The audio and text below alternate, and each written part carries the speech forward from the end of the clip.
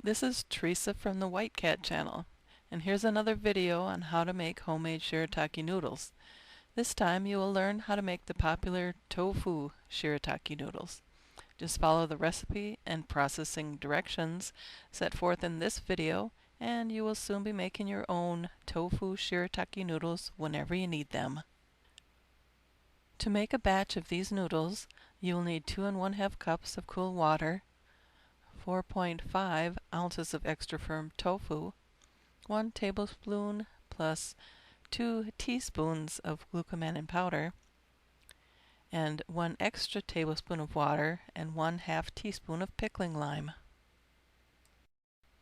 Equipment you will need includes a blender, a large and medium-sized pan, a colander, a measuring cup, a non-metal pasta press, small bowls, measuring and mixing utensils, a whisk, and a plastic bag. Fill the large pot with water and set it on the stove to boil. Place the tofu and the cool water into the blender. Blend for about 15 seconds or so, and then pour into the medium-sized saucepan.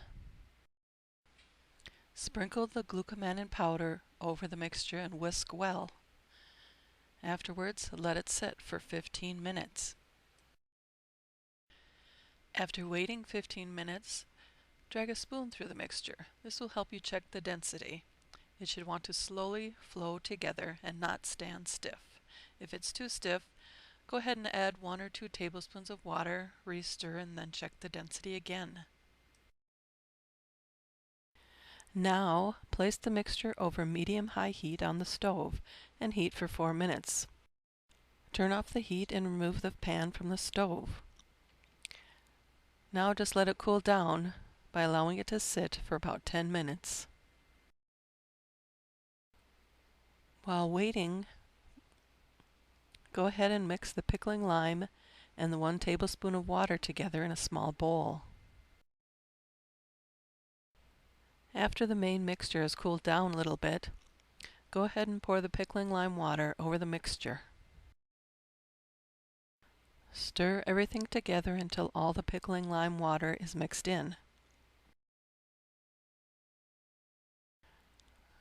Grab your pasta press and scoop the glucomannan mixture into the pasta press. Put the end back onto the pasta press and twist the knob a few times to help remove any air bubbles.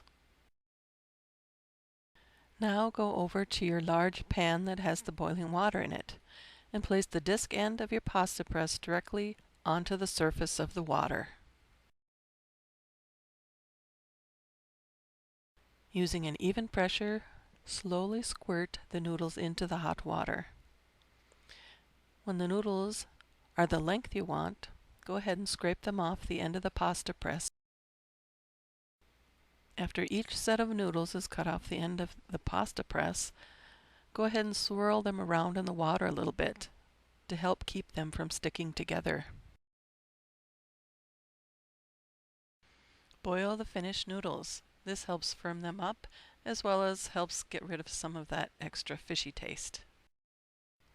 While waiting for the noodles to get done boiling, take some time to wash your equipment using hot water.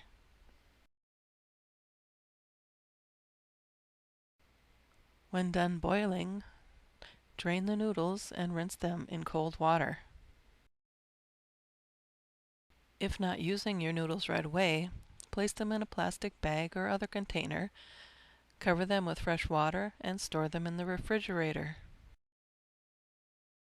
In this presentation, the Pasta Pronto gourmet pasta maker was pictured and used. However, any non-metal pasta press or noodle press would work fine. Pastry bags do not work well for making these noodles because the mixture is just too thick to squeeze through manually. However, if you have a decorating bag with a plastic tip with a large hole, you may be able to make some dumplings. Electronic pasta machines and pasta makers that extrude noodles sideways should never be used because the noodles that we're making today need to be squirted directly into hot water in order to maintain their form and to keep them from sticking together. Thanks for watching.